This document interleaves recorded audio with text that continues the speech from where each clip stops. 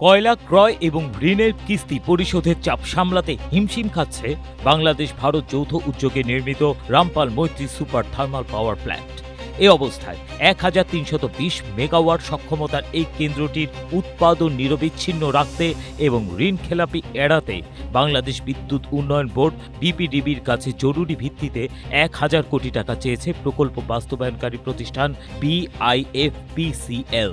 আগামী 20 মের মধ্যে এই অর্থ ছাড় না হলে কয়লা আমদানি ব্যাহত হওয়ার পাশাপাশি জাতীয় গ্রিডে বিদ্যুৎ সরবরাহে বড় ধরনের সংকটের আশঙ্কা করা হচ্ছে। বাংলাদেশ বিদ্যুৎ উন্নয়ন বোর্ড এবং ভারতের রাষ্ট্রায়ত্ত প্রতিষ্ঠান এনটিপিসি যৌথ উদ্যোগে গড়ে ওঠা এই বিদ্যুৎ কেন্দ্রটির দৈনিক কয়লা ব্যয় বর্তমানে প্রায় 24 থেকে 26 কোটি টাকা, ফলে মাসিক কয়লা ব্যয় 700 কোটি টাকার বেশি দাঁড়িয়েছে।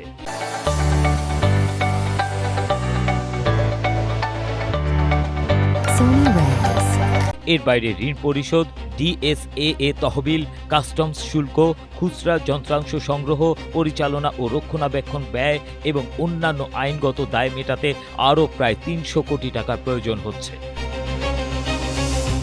বর্তমানে নিরবিচ্ছিন্ন উৎপাদন চালু রাখতে বাংলাদেশ বিদ্যুৎ উন্নয়ন বোর্ডের কাছে জরুরি ভিত্তিতে 1000 কোটি টাকা চেয়েছে Bangladesh India friendship power company. IFPCL এর ব্যবস্থাপনা পরিচালক রমানাথ পূজারী 10 মে বিপিডিবি চেয়ারম্যানকে পাঠানো এক চিঠিতে বলেছেন, অর্থ ছাড়ে বিলম্ব হলে ঋণ পরিশোধে খেলাপি হবে কোম্পানিটি। পাশাপাশি কয়লা আমদানি ব্যাহত হওয়া এবং ড্যামারেজ চার্জের ঝুঁকি তৈরি হতে পারে।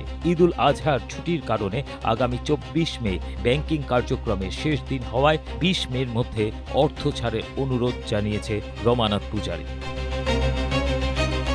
এর আগে গত 24 মার্চ বিপিডিবি চেয়ারম্যানকে লেখা আরেকটি চিঠিতে রমানাথ পূজারী এই বিদ্যুৎ কেন্দ্র স্থাপনে ভারতের এক্সিম ব্যাংক থেকে নেওয়া ঋণের মূলধন বাবদ $40 মিলিয়ন পরিশোধের জন্য 903 কোটি টাকা চেয়েছিলেন।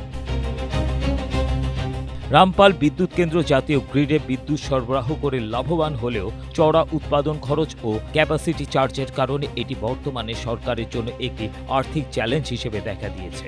জাতীয় গ্রিডের চাহিদা অনুযায়ী বর্তমানে 1234 মেগাওয়াটের সক্ষমতার বিদ্যুৎ কেন্দ্রটি পরিচালিত হচ্ছে। চলতি বছরের এপ্রিলে পঞ্চমবারের মতো 700 মিলিয়ন ইউনিটের বেশি বিদ্যুৎ উৎপাদন করেছে কেন্দ্রটি।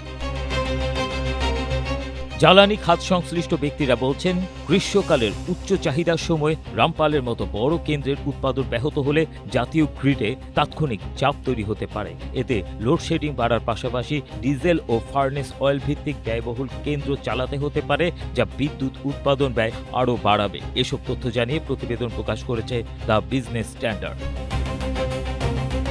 ABM Asaduzzaman, Asia post.